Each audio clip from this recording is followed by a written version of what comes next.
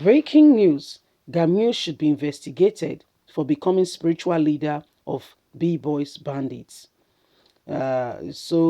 Sokapo spokesman has said, my brother, you know what is called, at times you are in your house relaxing after a long day and you're just relaxing on your couch and you're just daydreaming. That's what you are doing. I'm sorry to say, it's a valid point you've made, but I tell you, with this administration, it will not happen. Okay? In this administration, or maybe another one to come, maybe another government, there will be something. But with this one, Buhari being the leader, no, it won't happen. I'm sorry to say, I'm sorry to burst your bubble, but it's the reality of what is on ground. All you don't know, Buhari is the chairman. He's the one controlling the park now. How did they get the ammunitions? How did they get it delivered?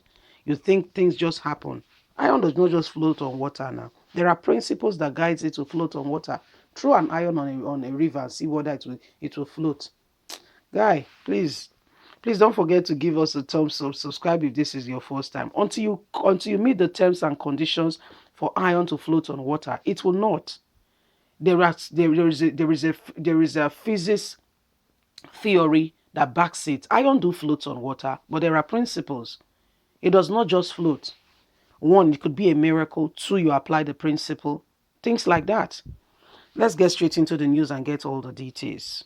In this interview with Godwin Isyonya, the National Public Relations Officer of the Southern Kaduna People Union, Mr. Lukman Bariti berates influential Islamic clergy Sakiu Ahmed Gamun for suggesting that bandits making life hell for the people in the Northwest be granted amnesty, and that is the will of God. Can you see that everything in this country, I told you, let's continue, Jerry. I don't want to intercept so that we can get to the bottom of the news before we go into analysis, okay? Recently, gunmen attacked an adopted student and workers of the Government Science College, Kangaria in Niger State. And what do you think? This is his response. It's very unfortunate as it is commendable and it is condemnable and unacceptable.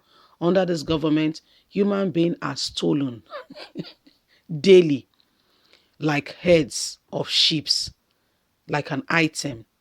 The incident at the government college Kangaria was the third of such mass adoption of human being in Niger State in 1 week. Outlaw are now the ones in power in Niger State. Kaduna State shared border. West and east of these borders, which form part of the commune forest, where these dangerous outlaws and influential outlaws have famously taken over the savage bush of the woods of the northeast. In an attempt to rescue the Kangaria student and staff as well as other kidnapped, government and the Islamic clergy, Sakio Ahmed Gamin, went into negotiation with bandits. Is it right to negotiate with bandits? It is outrageous. I don't have words for it. It is disgraceful in every way to say that our government are the evil propaganda of this very brand that they have created, who are more feared and respected in the state than even the law-abiding people. These are bloodthirsty people who has been created to cause harm. But because they are seen as kingsmen of a particular region, nothing is done to them. Totally, this Gamun is their project. Such wicked, heartless, and unprincipled criminals must be dealt with and brought to the full route of the law. But guess what? Sometimes the Islamic clergy is doing this with its people, and we don't understand. This morning, Sunday, I saw a video that has gone viral in the social media, where Saki was in a recent meeting with criminals and was saying what was obvious, inciting comments. He told them that the soldiers killing them were not Muslim soldiers. He said that when they attack a community in vengeance, they should choose their targets well. That's the Christians, right? He expressed resolution on how a group recently kidnapped a group of travelers, and that among them was a woman in the Islamic hijab carrying a little baby. He said such an act that deemed the work of the kidnappers. So you can see that the clergy himself is making himself the spiritual leader of the bandits. If the bandit deserves any negotiation, it is the law for justice to take its course, not for him to say what he's thought or what he thinks should be done. The Islamic clergy is negotiating with bandits, suggesting that bandits should be granted amnesty. Would you subscribe to this? This again does not make sense. Why is the Islamic clergy not interested in justice and resolution of thousands of surviving victims of this evil act, but the welfare of the freedom of the evildoers?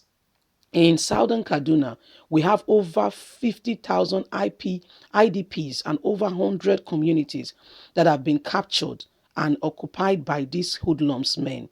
Their people have confirmed to be Fulani armed men, have mass graved, dug all the southern Kaduna as a result of this their wickedness and evil atrocity. Last year alone, our poor people paid nothing less than 1 billion as ransom for the freedom of their adopted loved ones. Why is the Islamic clergy not negotiating for the relevant authority for justice here? His position is irrelevant and dumbfounding. What Saki Gani is doing, he should be investigated for his role in all that is currently going on. Some Nigerians argue that if the federal government grants amnesty to the Niger Delta militants, there was nothing wrong in extending the same to the bandits terrorizing the people of the north. What's your view? This is annoying and insulting comparing. Let me tell you this. Niger Delta is the gobs and the lay is the goose that lay the golden egg, yet is the one most deprived, degenerated, marginalized area of Nigeria.